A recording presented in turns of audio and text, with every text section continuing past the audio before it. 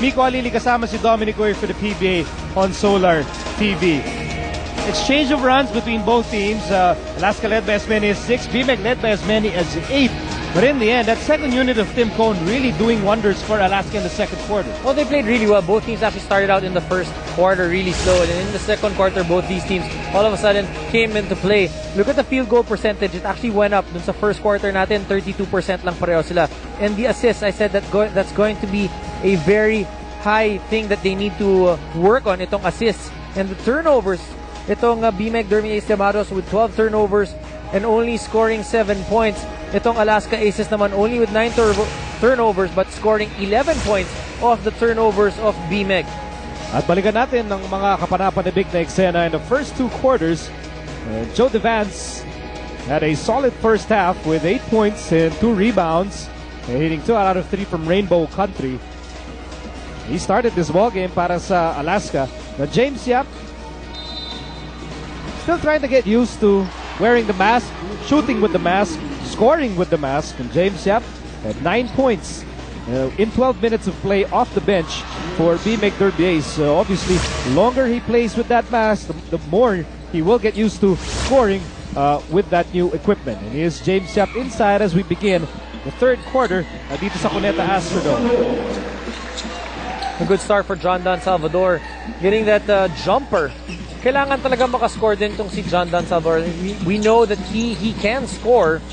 In his rookie season, there are a couple of games that he actually top scored with about 18, 20 points.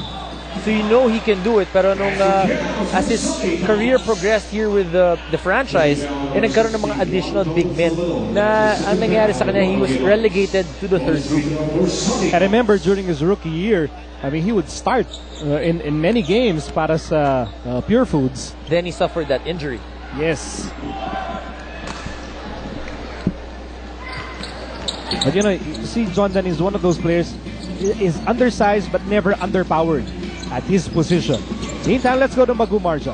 You know, while the BMEC coaching staff were still in discussion outside, veteran big man Don Aliado started to sound off hints from one corner of inside the locker room, telling everybody to take care of the ball. Coach George Gallant then echoed his sentiments as he came in and pleaded with the Llamados to wake up. He added that it is okay to not shoot the ball, but re-emphasized their need to play defense, especially in the corners and against the pick and roll. Gallant also pointed out that the Aces only got to run on them when they forced their shots and ordered PJ Simon and James Yap to not anticipate fouls, but rather just go strong. And that is part of the adjustment process. I mean, para sa lahat. I mean, not just for BMEC, but for all the teams, for all the players, coaches, even the referees. I mean, it's all a period of adjustment and getting used to the new philosophy of making calls. It's going to take the players about 5-6 games before you really get into the groove of things. And one other statistic, Nico, that we were not able to show the viewers is the offensive rebounds or the second chance points itong Alaska Aces had. They had 12 second chance points. On the other hand, itong Derby Ace only had 5 because they only had 5 offensive rebounds. In the meantime, we'll see the third foul of Don Aliado and a no-look reverse layup by Joe Devance. Well, just a great look by Sonny Thoas finding the cutting Joe Devance. 2 minutes having gone by here in the third period. Baguio with the swipe. Cyrus Baguio on the move, and a duty foul given up by Jonas Villanueva. Preemptive foul by Jonas Villanueva. He knew that he was outnumbered. He could see Cyrus Baguio and L.A. Tenorio running straight at him. Would have been 2 points. 47-43 ang ating score. 4 ang abante ng Alaska. Nasa mga unang bahagi tayo ng third quarter. Tenorio will miss. Rebound para kay Aliado. Well, like Magu said, it was Don Aliado who started out the huddle at the half. So you can see he's really into this game. Makikita mo yung kanyang veteran smarts na ginagawa niya. Really trying to pep the players right from the start. Is De La Cruz on the left side.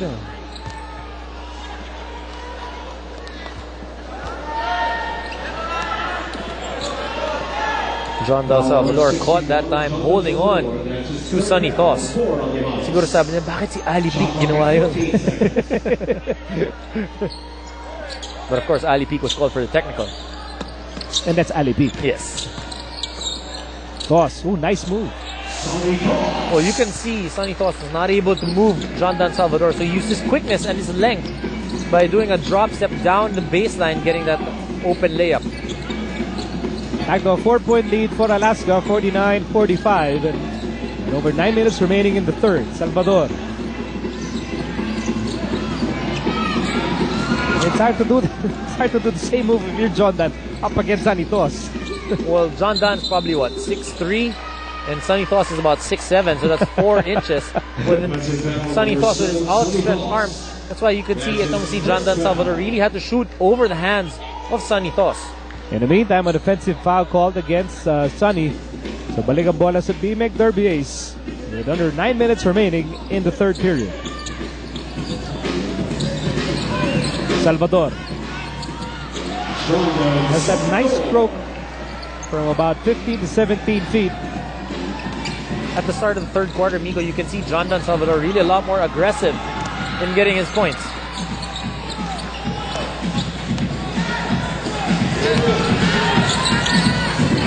Open shot, Peter Jun Simon.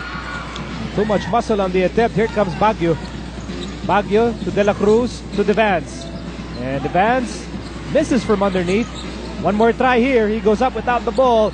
And that ball is kept alive by Tony De La Cruz. Tenorio wisely setting it up, trying to get his team back on the offensive flow of things. 9 to shoot para sa Alaska. They're up by just 2. And Devance goes up. Joe Devance has been sort of a matchup problem here para sa BMEC Derby Ace. Well, he's tall, he can shoot the three, but he can also dribble. And the big guys that are now on the floor for BMEC cannot keep in step with Joe Devance. Let's see, Aliado ang tinawagan ng foul. It's fourth personal. This is a problem that needs to be addressed. You do not have enough big men on that bench. Aliado has 4. John Dan Salvador has 3 personal fouls, and George Gallen forced to send back Jerwin Gacko in this game. Well, then you have John Dan Salvador and Jerwin Gacko as your big guys, so you'll really have to give up something. Now they're giving up the size. Giving up a lot of size. Especially with a front line like the Alaska Aces. Wala pa si Sam Eman dyan. James Yap. There's Toss easily snatching the rebound. Tenorio. 12 rebounds para kay Sonny Toss. Tenorio blocked from behind by Jonas Villanueva. 7.5 to go in the third. 51-47. That's her score in favor of Alaska. Toss dumps it over. Devance. A great defense that time by Jerwin Gacko. And here's Simon. Drop pass. Broken up by Sonny Toss. Here's James Yap.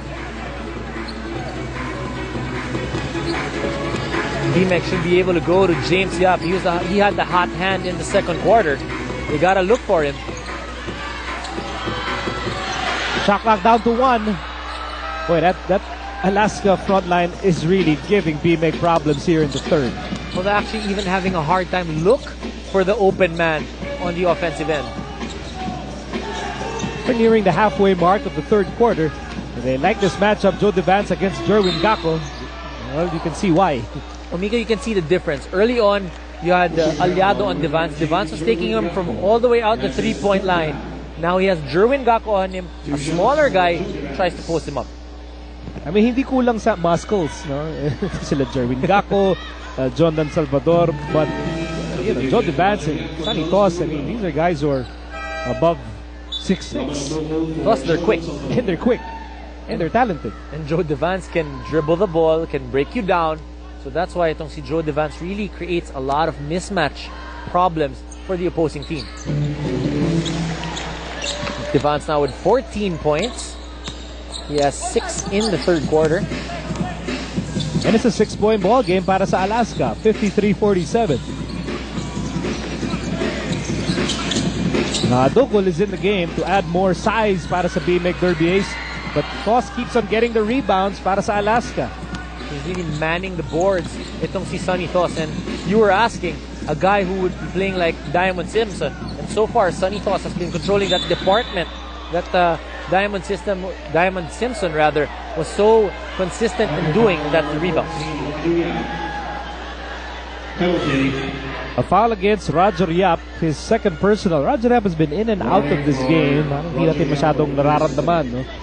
Yung kanyang impact sa laro. In the meantime, De La Cruz is on the free throw line.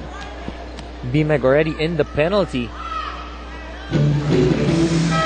Coach George Gallant does not like that. Jonas Villanueva checking in para kay Peter Jun Simon. And Borboran will replace Sonny Toss. George Gallant is in a quandary here. Does not have the size. Does not even have a complete lineup to work with. And his big men, yung mga ilang big men na naglalaro, are in foul trouble. So, ang pinakamaganda dyan, you have to become creative. That's where the creativeness of the coach will come out and his coaching staff. You have to come up with different ideas. If things the normal way don't work, kailangan mo makahanap ng paraan para manalo.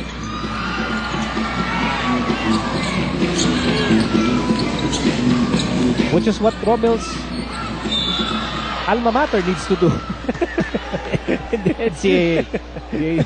Be more creative and a little more daring because hirap nung kanilang kailangan gawin against the San Beda Red Lions. Now, Jody Vance called for a foul. 5:43 remaining dito sa third quarter. Lamang ang Alaska, 55-47.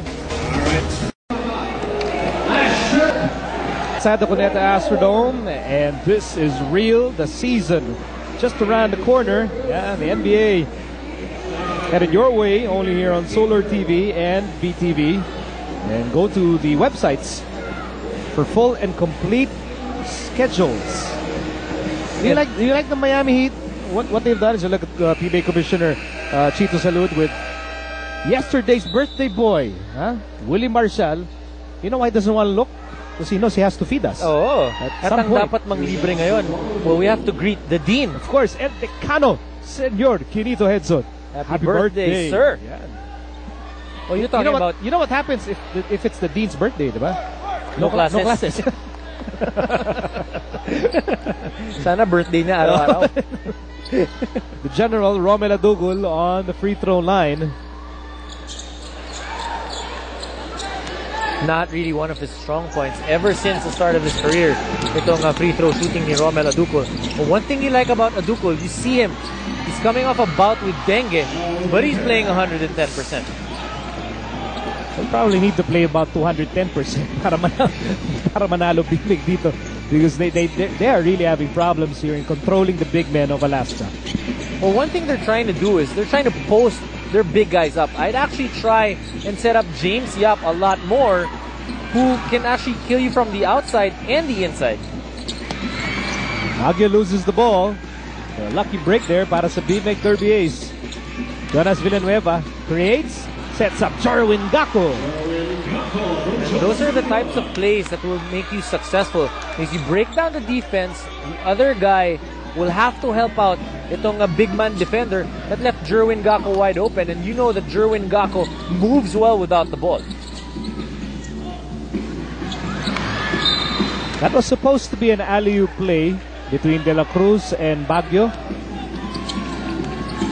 Nandun yung alley, wala yung up. Na oops. Yeah, kulang. Adugul. James Yap in motion. Gakko. Inside, Roger Yap. Roger Yap turns around. That's a classic flex type of play for the BMEG Derby Ace Ramados. And really, when you're undersized, you gotta have ball movement, and that's what they did. And they got a wide open layup. 4:21 remaining in the third. Lamang ang Alaska, 57-51.